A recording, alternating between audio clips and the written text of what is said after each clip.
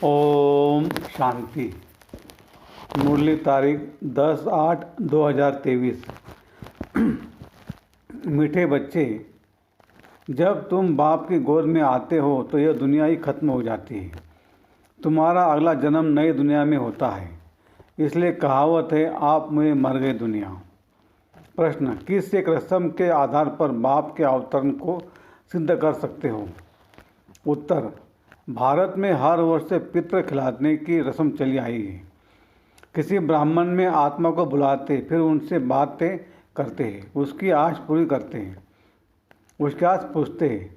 अब शरीर तो आता नहीं, आत्मा ही आती है। यह भी ड्रामा में नोंद है। जैसे आत्मा प्रवेश कर सकती है, वैसे ही परमात्मा का भी अवतरण होता है।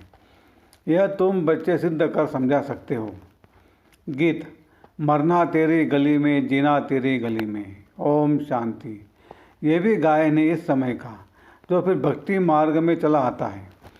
इस समय जबकि तुम बाप के पास जीते जी मरते हो तो बरोबर सारी दुनिया ही खत्म हो जाती है। अज्ञान काल में मनुष्य मरते तो इस दुनिया में जन्म लेते हैं। दुनिया कायम है। कहावत है, आप में मर गई दुनिया। परंतु उनके मरने से दुनिया का विनाश तो हो नहीं सक जाता। इसी दुनिया में फिर जन्म लेना पड़ता है। तुम मरेंगे तो यह दुनिया भी खत्म हो जाएगी। तुम जानते हो हम फिर नई दुनिया में आएंगे। यह सिर्फ तुम ब्राह्मण ही जानते हो। ईश्वर का बच्चा होने से हमको सतयुग का बर्थ राइट मिलता है, स्वर्ग की बादशाही मिलती है, नर्क खत्म हो जाता है। इसमें कोई मेहनत नहीं है, सिर्फ बाप को याद करना है। मनुष्य जब कोई मरते तब उनको कहते हैं राम राम कहो। पिछाड़ी में उठाते समय कहते हैं राम नाम सत्य है। यह भगवान को ही कहते हैं। राम नाम सत्य है, अर्थात परमपिता परमात्मा जो सत्य है उसका ही नाम लेना चाहिए। माला भी राम राम कह सिमरते हैं। यह राम नाम की धुनी ऐसी लगाते जैसे कोई साज बजता है। तुम बच्चों को बाप समझाते कि कोई भी आवाज़ नहीं करना है, सिर्फ बुद्धि से याद करना है। तुम जानते हो जीते जी ईश्वर की गोद में आने से फिर यह दुख दुखी दुनिया खत्म हो जाती है। बाबा, हम आपके गले का हार बन जाएंगे।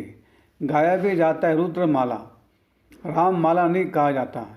तुम रुद्रमाला में पिरोने के लिए इस रुद्र ज्ञान यज्ञ में बैठे हो। कल पहले मुआफिक दूसरा कोई सत्संग नहीं जहाँ ऐसे समझते हो कि हम ईश्वर बाप के गले में पिरोएंगे। बाप से तो ज़रूर वर्षा मिलेगा। बाप कौन कहता है? आत्मा। आत्मा में ही बुद्धि है ना। बुद्धि समझती है, फिर कहती है।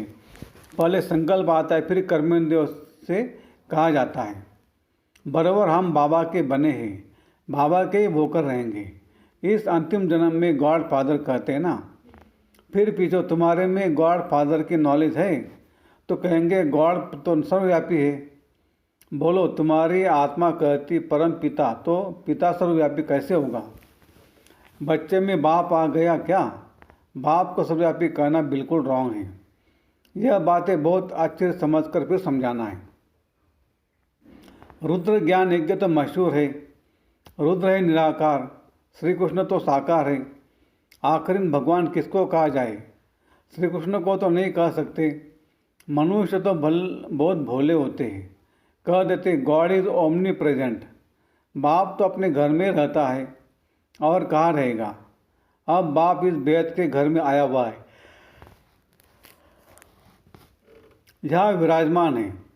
कहते हैं कि मैंने इसमें प्रवेश किया है। जैसे ब्राह्मणों में पितरों को बुलाते हैं।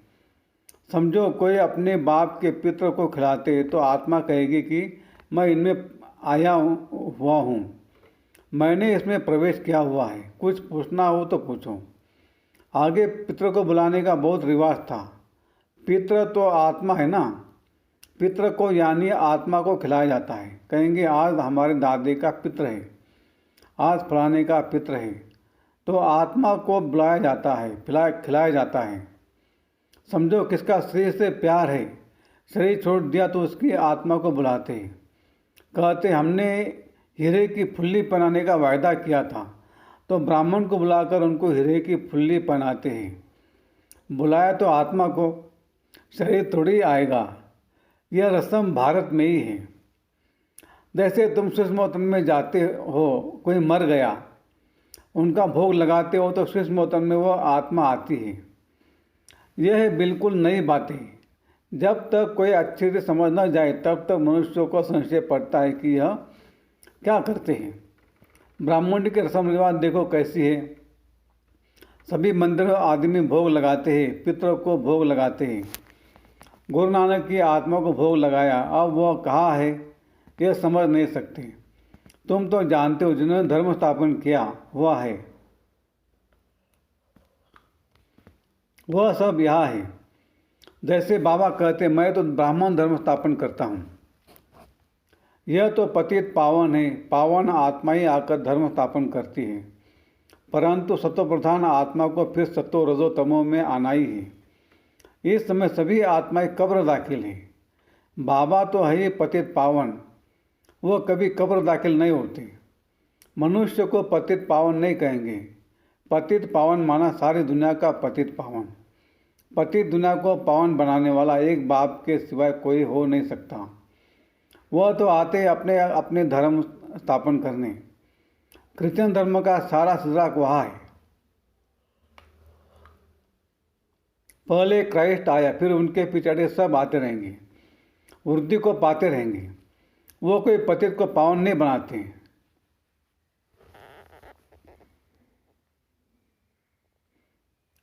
नंबरवार उन्हीं की संख्या आती है। पतित पावन तो इस समय चाहिए जबकि सभी कब्र दाखिल हो जाते हैं। सबको पावन बनाने वाला वह एक वही है। फिर है धारणा के लिए मुख्य सार। 1. माता पिता को फॉलो कर आप समान बनाने की सेवा करनी है।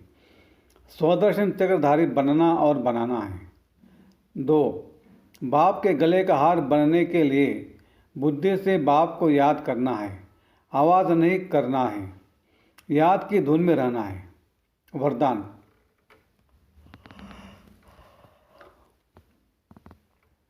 देह अभिमान के त्याग द्वारा सदा सम्मान में स्थित रहने वाले सम्मानधारी भव। देह अभिमान के त्याग द्वारा सदा सम्मान में स्थित रहने वाले सम्मानधारी भव।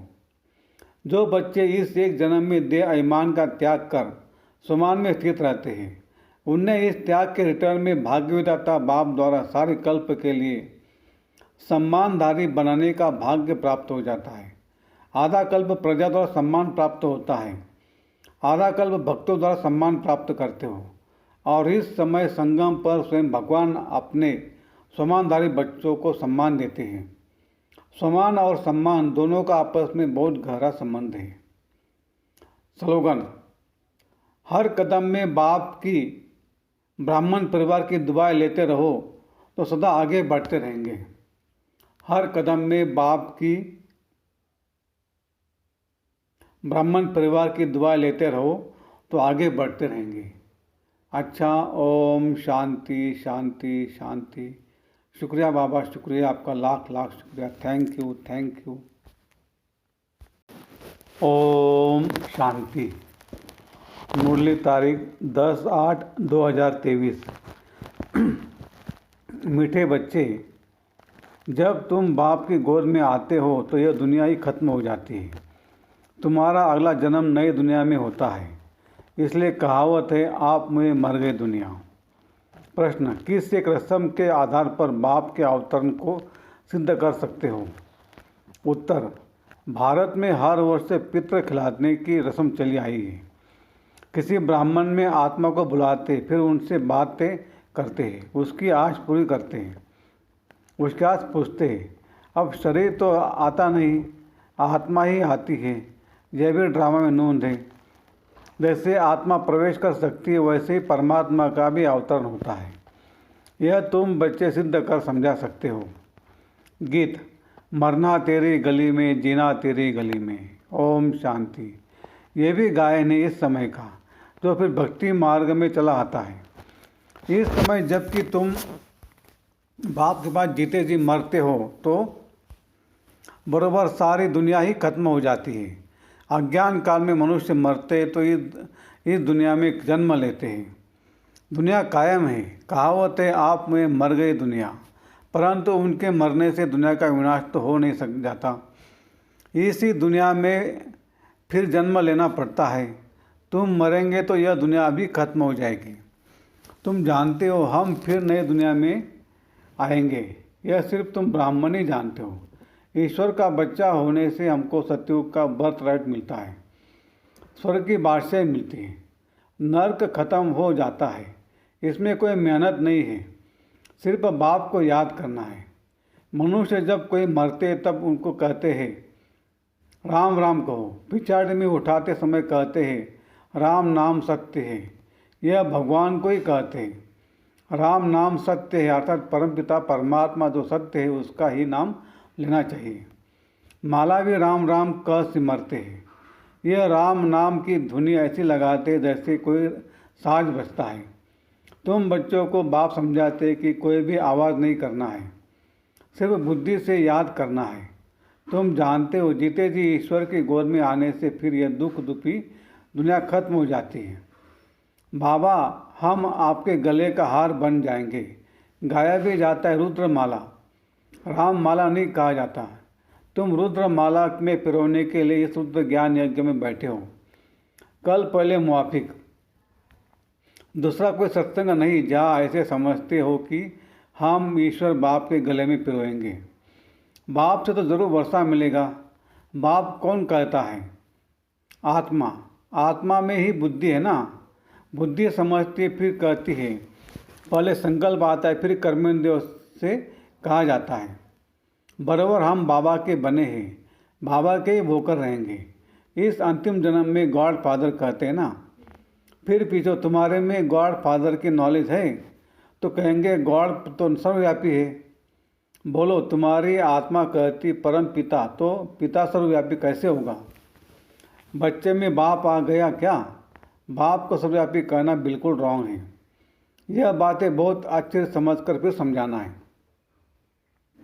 रुद्र ज्ञान यज्ञ तो मशहूर है। रुद्र है निराकार, श्री कृष्ण तो साकार है। आखिर भगवान किसको कहा जाए? श्री कृष्ण को तो नहीं कह सकते। मनुष्य तो बहुत भोले होते हैं, कह देते गॉड इज़ ओमनी प्रेजेंट। बाप तो अपने घर में रहता है और कहाँ रहेगा? अब बाप इस बेद के घर में आया हुआ है, यहाँ विराजमान है। कहते हैं कि मैंने इसमें प्रवेश किया है। जैसे ब्राह्मणों में पितरों को बुलाते हैं।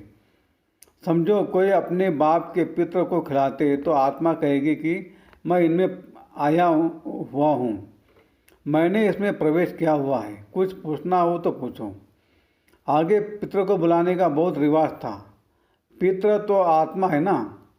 पितर को यानी आत्मा को खिलाया जाता है। कहेंगे आज हमारे दादे का पितर है, आज फलाने का पितर है, तो आत्मा को बुलाया जाता है, खिलाया जाता है।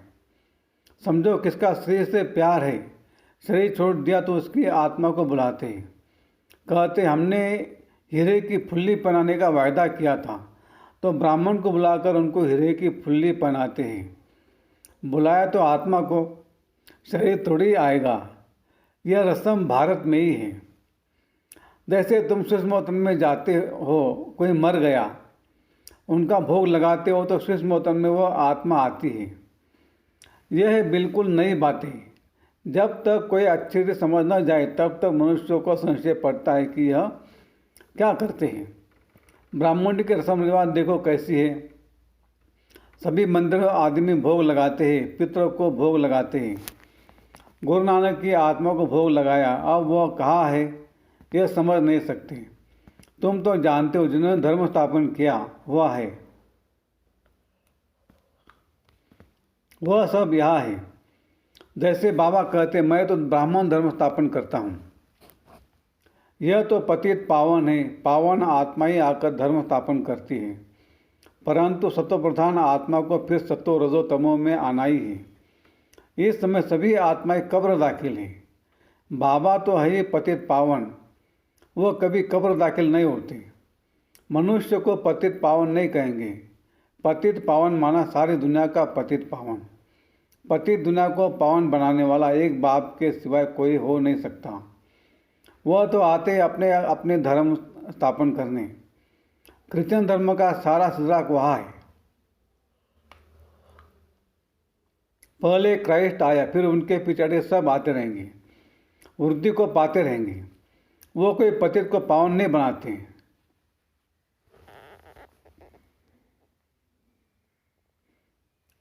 नंबरवार होने की संख्या आती है। पतित पावन तो इस समय चाहिए जबकि सभी कब्र दाखिल हो जाते हैं। सबको पावन बनाने वाला वह एक वही है। फिर है धारणा के लिए मुख्य सार। 1, माता पिता को फॉलो कर आप समान बनाने की सेवा करनी है। स्वदर्शन चक्रधारी बनना और बनाना है। 2, बाप के गले का हार बनने के लिए बुद्धि से बाप को याद करना है, आवाज़ नहीं करना है, याद की धुन में रहना है। वरदान।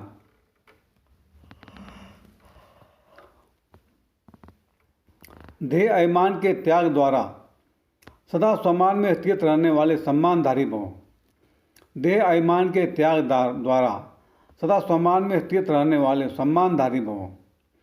जो बच्चे इस एक जन्म में देह अभिमान का त्याग कर सम्मान में स्थित रहते हैं, उन्हें इस त्याग के रिटर्न में भाग्यविधाता बाप द्वारा सारे कल्प के लिए सम्मानधारी बनाने का भाग्य प्राप्त हो जाता है।